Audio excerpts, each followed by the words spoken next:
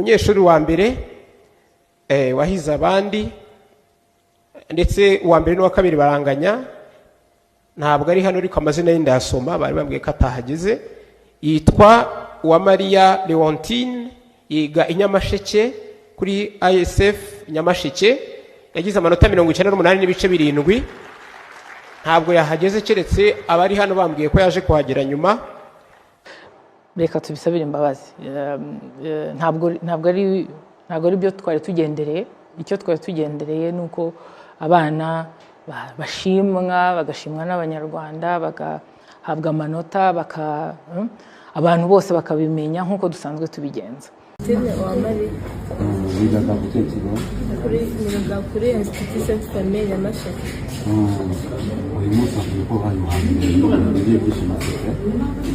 Nishimye cyane kuba narabashije kugira amanota meza nkabona yabaye uwa mbere ku rwego rw'igihugu.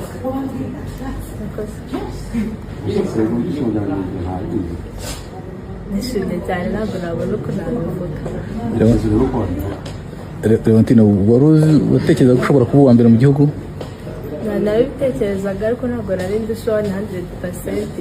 Narabitekerezaga gusa.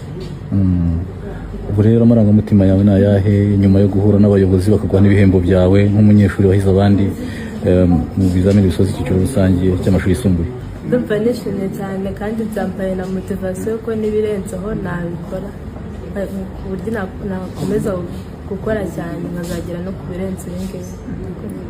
Ntabwo cyose n'ingambamizi nyine kugira ngo umwanya uzana umuntu amaye ikigo cya Rwanda Coding Academy. Afite ingamba zo gukora cyane, akomeza gukurikiza inama z'aba ari kunyigisha, abayobozi n'abandi bazaba bandi hafi, abavandimwe n'inshuti, narakomeza no gusenga cyane.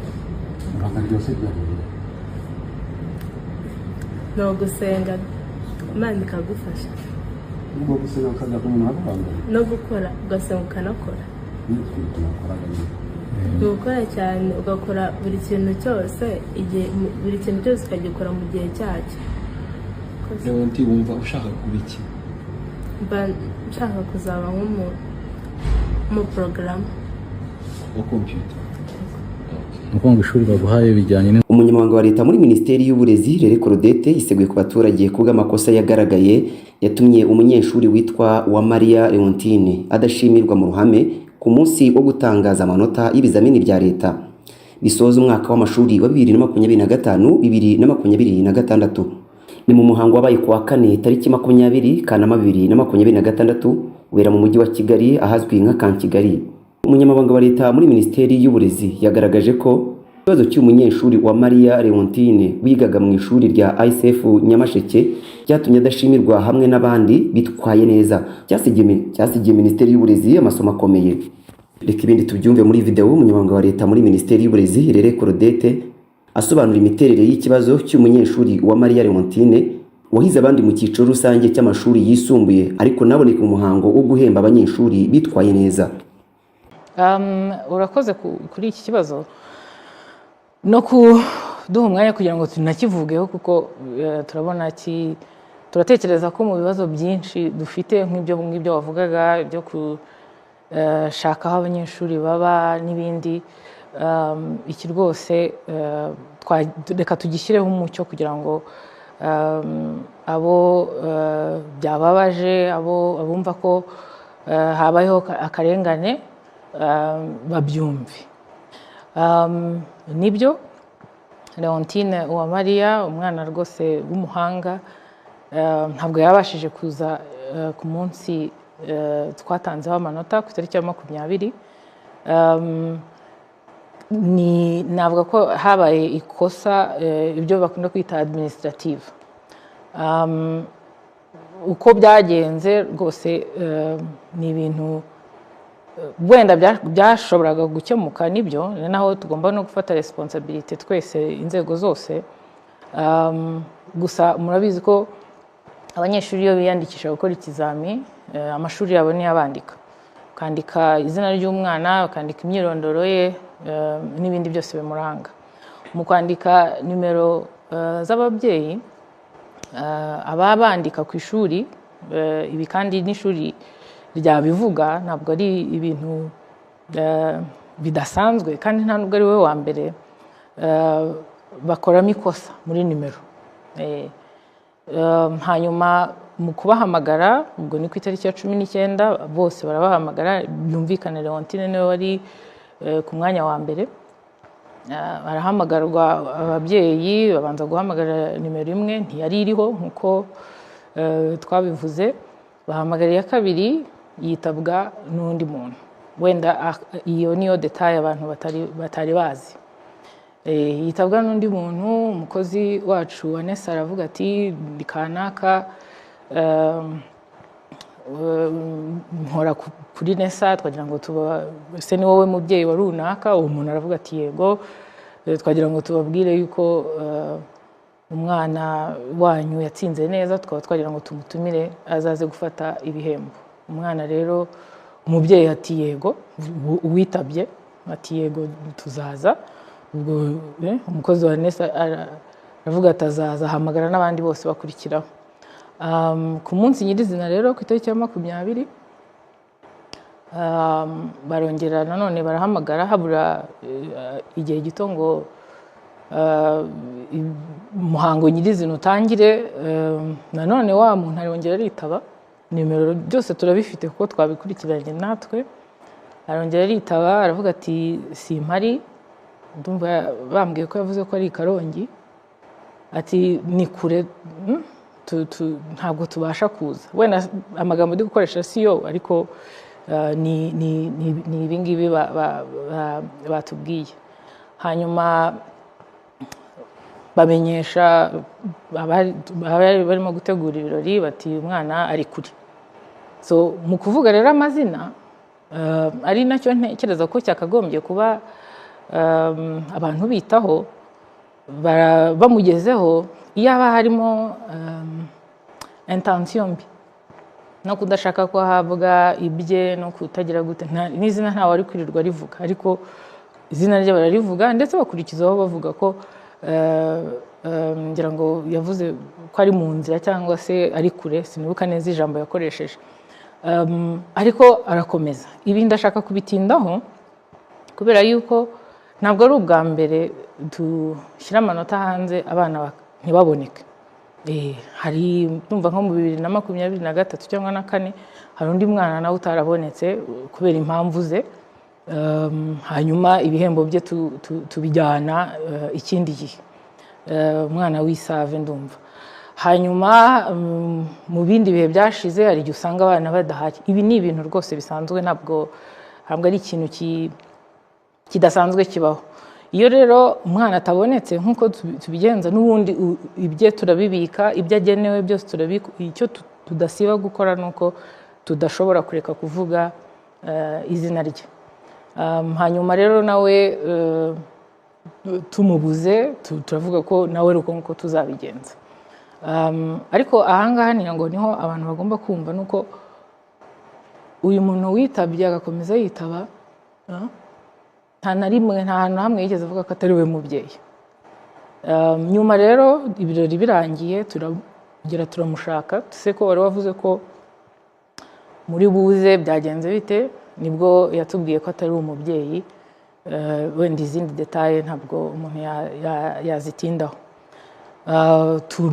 Noneho tubaza ishuri, iyi nimero yanditse kuri iri zina ni iyande.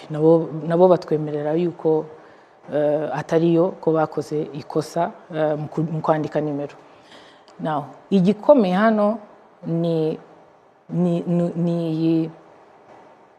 aya makosa ari administrative, kandi natwe tutihanganira. Ndetse ibi ni akantu gatoya ushobora guhindura gusa izina ry'umuntu, umuntu ntabona amahirwe yandi akurikiraho. Twarabibonye, hari igihe abana baza diplome yabo ugasanga ibyanditse kuri diplome n'ibyanditse ku irangamuntu ntabwo ari bimwe. Aha rero umuntu aboneraho anatanga ubutumwa igihe umuntu arimo gushyira imyirondoro y'umunyeshuri cyangwa se y'umuntu uwo ari we wese, gukora kwitonda kugira ngo bikore neza. Iri ni isomo rya mbere. Irya kabiri natwe twize ni uko bidahagije gusa guhamagara umubyeyi, ubundi ukuntu dusanzwe tubigenza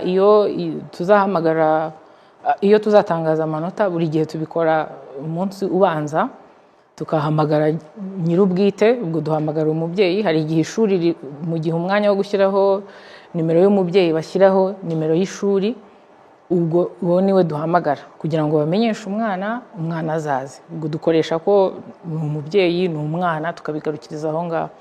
Ariko icyo twize natwe ni uko tugomba kurenzaho, ntitubwire gusa umubyeyi ahubwo tukabwira n'ishuri, ndetse byaba na ngombwa tukabwira n'ubuyobozi.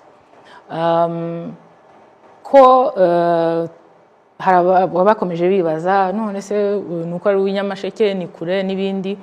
Impamvu biriya birori tubishyira nyuma ya saa sita, niyo mpamvu twe twabishyize saa 8, ni ukugira ngo n'uri kure aho ariho hose abashe kuba yatugezeho.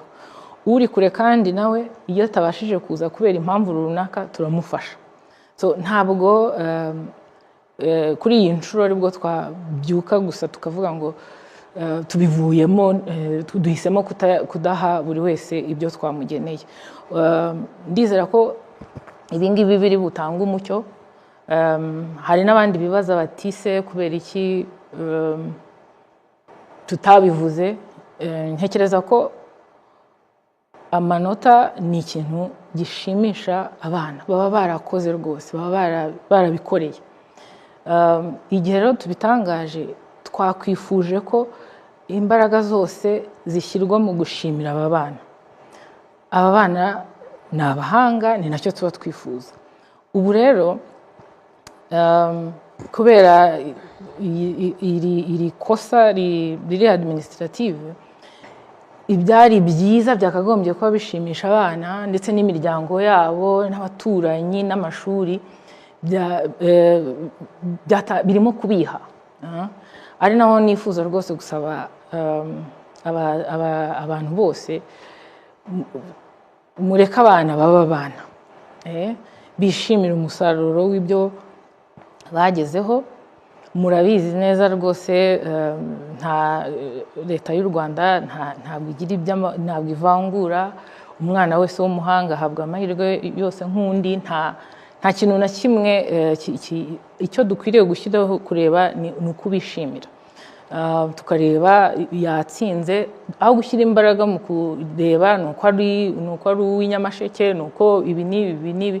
Hashyirwa imbaraga ko yatsinze kandi akaba yahawe ibyo yifuza. Icya mbere ni uko igihe twabonye ko uwahamagawe atari umubyeyi, twabishyizeho umucyo. Turavuga tuti ubwo none umwana abonetse, dukorana nabo dukorana bose, umwana turamubona, naza ahabwa ibihembo bye. Ngira ngo iki ngiki cyonyine cyakagombye kugaragariza abanyarwanda ko rwose nta wari ufite intention yo kudaha umwana ibyo agomba. Icya kabiri, nk'uko nari mbivuze, imbaraga nyinshi zagagombye mu gushyirwa mu kwishimira ibyo abana bagezeho. Baratsinze, ni nayo mpamvu dutangaza amanota yabo.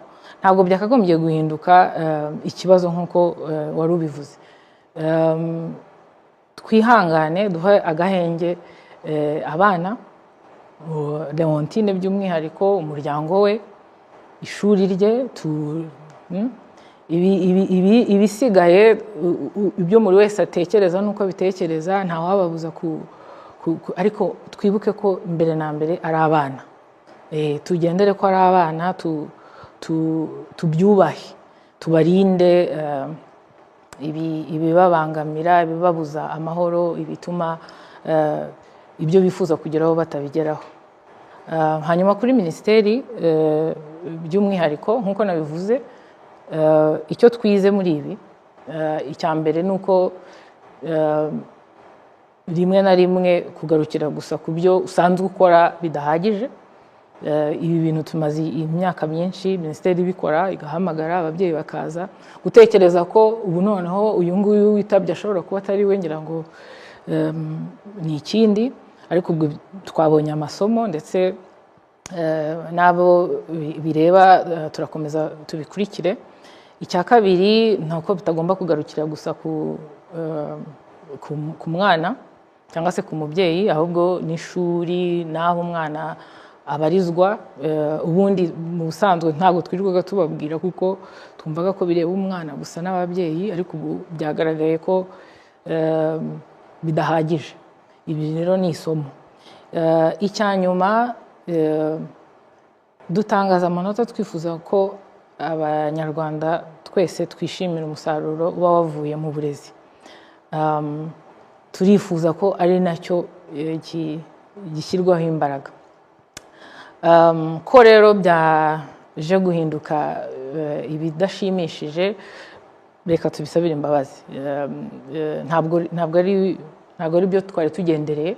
Icyo twari tugendereye ni uko abana bashimwa, bagashimwa n'abanyarwanda, bagahabwa amanota, abantu bose bakabimenya nk'uko dusanzwe tubigenza.